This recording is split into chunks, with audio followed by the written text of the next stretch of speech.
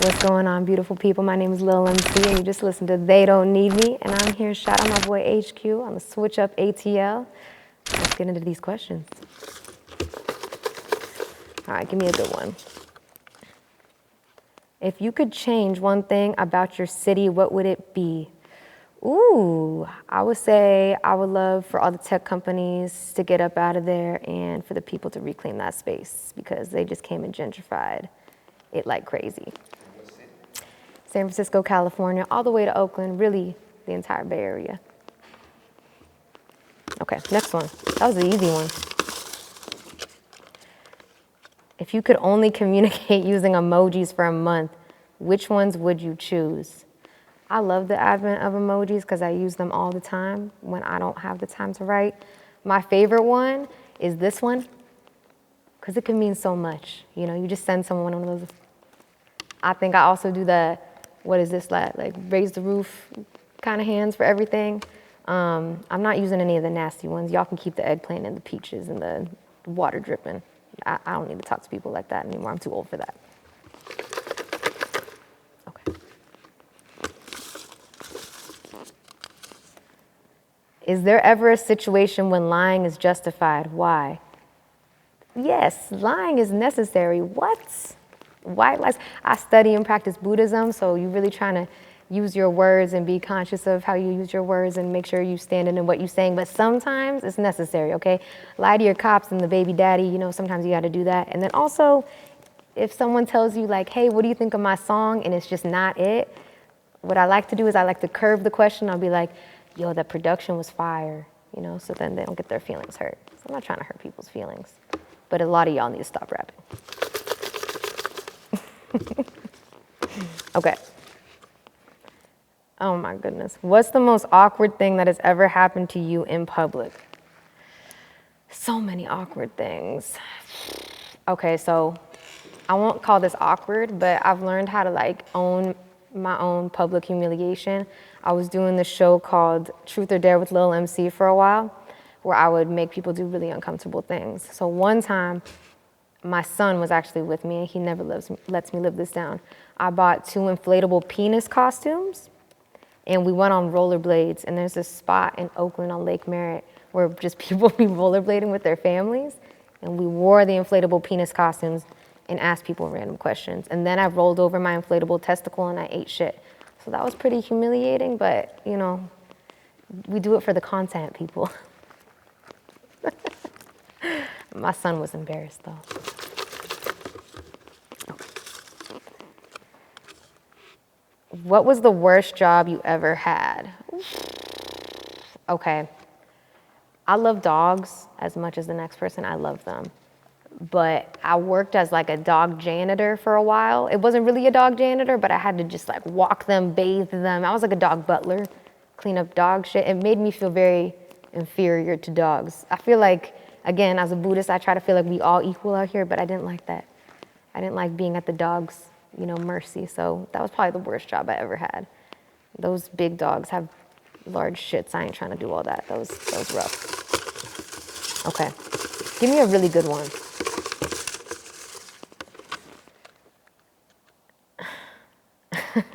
What's the craziest thing you've seen in your city? Okay. Man, the Bay Area is crazy. So I could say the craziest thing I've ever seen. Again, I was just talking about this, how I was sitting in my car. It was probably 3 p.m. in the afternoon. I was helping my homegirl move up in the Tenderloin, which is like the roughest part of the city. And we watched as someone bipped a car. Bipped, for everyone's information, is just getting carjacked, smash and grab. It's very common in the Bay, in Oakland and San Francisco. Never leave anything there, not even like a sunglasses case. And I saw someone rob the car. The dude whose car it was ran outside and was trying to get him to stop. They started brawling each other in the street. One of them whipped out a gun. It was madness. And this was like kids walking home from school in the middle of the day. And everyone really was just sitting there like filming it on their iPhones. So that's where we at in America. We don't help people when they're getting robbed. We just want it, again, viral content.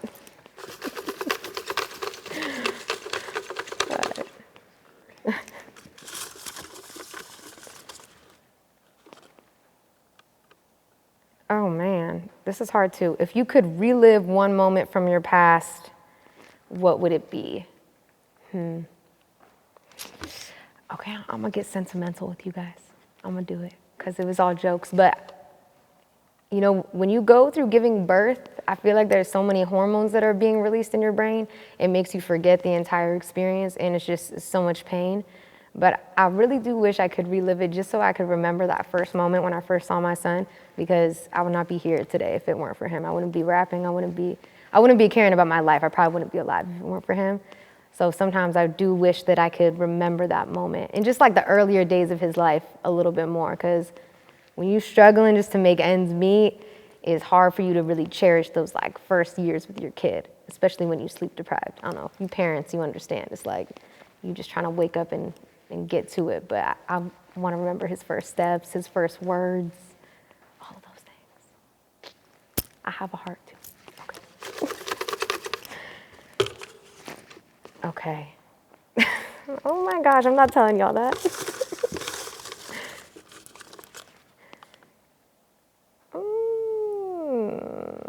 Oh my gosh, okay. I'm gonna get a lot of hate for this, but whatever.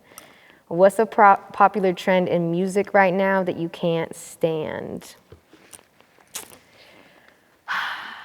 For me, as an artist and a rapper that really grew up on some real lyrical rap shit, like we were just talking about my top 10 favorite artists, and they're all like super lyrical, especially Big L. Like I grew up studying him, and Lil Wayne. I cannot stand when artists don't even perform their songs. Like they just play their songs and like lip sync over it. To me, I feel like you're doing your fans a disservice to just lip sync over your entire song, like not even a show mix.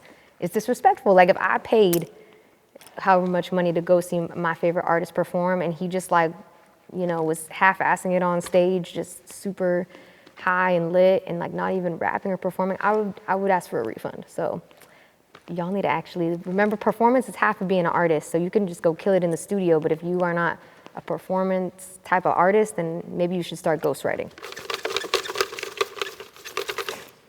Okay. Okay, I'll do this one. What has 4 letters, sometimes has 9, but never has 5 letters? It's like a riddle, huh? What has 4 letters? I don't know. Y'all stumping me on this one. I'll ask for the answer after this, because give me a hint.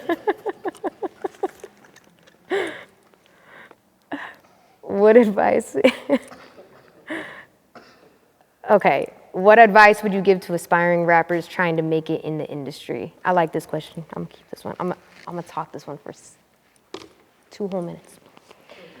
No, too much. What advice would I give to aspiring rappers trying to make it in the music industry? Make it about the art and not about the money, number 1. Figure out what your sound is, figure out what your message is, and figure out what you want to say, and make your brand cohesive. Because eventually, if you're just trying to do this for likes and clicks and views and virality, the music is going to suffer, your audience is going to dwindle, and it's going to be cut real short. So make art to make art, not to go viral. If you could only listen to one album for the rest of your life, what would it be? That's so hard. I'd probably say The Miseducation of Lauryn Hill. That album really resonates with me, especially like I was speaking about being a young mom and having to choose between my career and having a kid. Road to Zion, that song, every time I hear that song, it just like, it takes me to another place, takes me to a whole nother time period. So that album I could never get rid of because it makes me feel everything, you know? And she was able to make songs that were like she really gave birth to the neo-soul era in a lot of ways.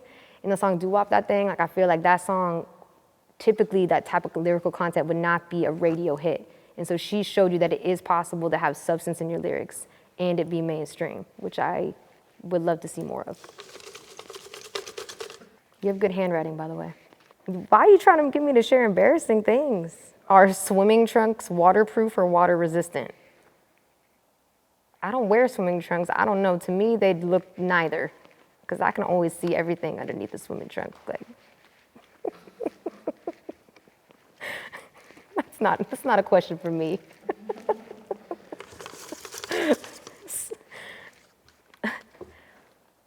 Okay, who are your top 5 artists in hip hop and R&B? All right, I could do that one. I could do that one. Okay, top 5 in order, and it's gonna be all rappers and a little bit of R&B. Number 1, Tupac. Number 2, Biggie. Number 3, Lauryn Hill. This is where it gets hard. Number 4, I'm probably gonna say 3 Stacks. I love him so much. And number 5, I'm gonna put Lil' Kim in there, because you don't get any of these female rappers out here doing it without Lil' Kim. I love Sir. I mean, I don't know if I could put him in the top 10, but I love Sir so much. The last 2 albums he dropped have been like fire from front to back, the entire, no skips. I can give you my top 5 artists of all time though. Okay, I can give you, so it'd be, I put in there Nirvana, Nina Simone, Amy Winehouse, Tupac, Lauryn Hill. I'm Lil MC, and you just listened to They Don't Need Me. That was a track recorded all the way in the UK off my debut solo album, Flex Machina.